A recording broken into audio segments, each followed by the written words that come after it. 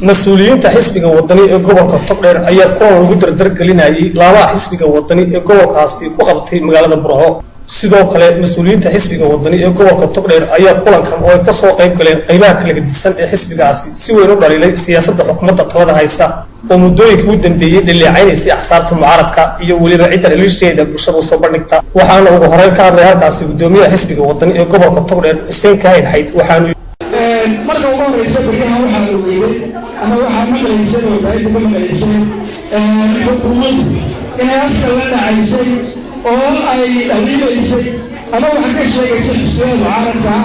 oo ay lahayd xisbiga mucaaradka waxay ka soo horjeedaan waxqabadka waddanka gudihiisa gobollada waxa laga qabanay waxa degmooyinka laga qabanay waa taasi ma jirto kama soo horjeedo waxaan u taaganahay haddaan maanta xisbiga mucaaradka ee wadani waxqabadka iyo horumarka guud ahaan waddanka gaar ahaan gobollada iyo degmooyinka taas waxaan leeyahay cidda ereygaa isticmaasha ama had iyo jeera tiraahda mucaaradku waxay ka soo horjeedaan waxqabadka wax kale ay ku gabanaysaa ama arrin kale wadda ma aha ta ay sheegaysaa miro waxaanu leenahay waxaan u taaganahay horumarka iyo wax ka qabashada waddanka talabaad gobolka markaan u soo noqdo waxaan soo dhaweynayaa waxqabadka dhalinyarada golaha deegaanka ee bilowga inta ay ka bilaabeen gobolka gudihiisa wadooyinka ay ka bilaabeen waanu soo dhaweynaynaa waxaanu leenahay bilow wanaagsan ayaa idinka muuqda halkaa ka sii wada waxa weeyaan inamo da'yaro weeye inamo hawsha ku cusubtay weeye haddaan la bogaadin oo aan la tilmaamin oo in badan la tilmaamin waxa weeyaan dee hawsha waxa weeyaan keligood ma fulin karaya waxaan leeyahay muuqaal wanaagsan baa imika soo muuqda waanu bogaadinaynaa ka ta labaad maamulka gobolka Togdheer waxaan leeyahay maamulka gobolka Togdheer lama shaqeeyo had iyo jeer lamana tashado xisbiyada mucaaradka ee gobolka ka jira matala beelaha gobolka degan wadani waxa uu taagan yahay inuu xukunka dalka qabto ku hogaamiyo cadaalad iyo sinaan iyo weliba muxuu ahaa inuu horumar gaarsiiyo insha allahu tacaala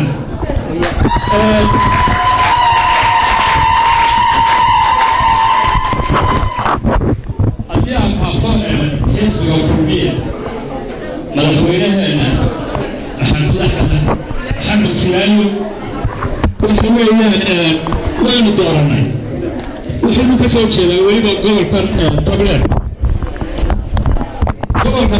waxay ahayd inuu waxqabadkiisu ka muuqdo waayo waxa weeyaan waa taageeradii ugu badnayd iyo la siiyey halkan bay ahayd Burco ahayd wax allaale wuxuu gobolka Burco u tirsanayo oo uu ka qabtay ma jirto waxa ku leeyahay ganacsadaha dahabshiil baa ku dhaaba waayo waxa weeye ganacsadaha dahabshiil wuxuu inoo qabtay wax muuqda laba birish buu ka sameeyay magaalada labada birishba marka roobku doo waxba ina tara dadka waa waxtar waa muwaadi weeye allah ka jisaysiyo khayr allah ugu bedelo laakiin maxamed axmed silaayo